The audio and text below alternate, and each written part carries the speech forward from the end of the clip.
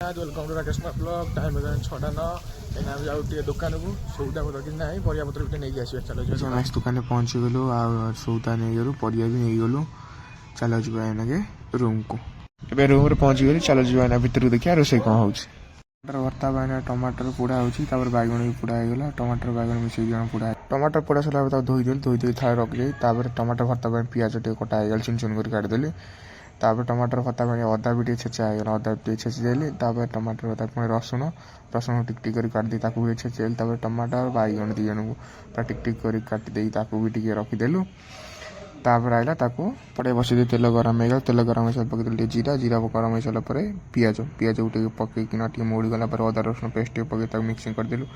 हल्दी गुंड लंका गुंड लुण मिक्सिंग कर पकईदेला पियाज मोड़ी सारा काट रखी टमाटर बैगन पकईदेलु। बैगन पकई पुणी मिक्सिंग करदेलु भलसे मिक्सिंग होगा। टे चिकेन मसला गरम मसला मारदेना रेडी होगा आम टमाटर बैगन रेडी होगा। चल जाए गाधे गाधे पलि सांग मैंने चल जाए के खाई ये तो गोटे आइटम कले एत आइटम केमती है बाबुनी डे ड्यूटी से भात मटर तरकारी पूरी सब कर दी जाए। मुझे रोज काल देखा न्यू ब्लॉग रे। जय जगन्नाथ।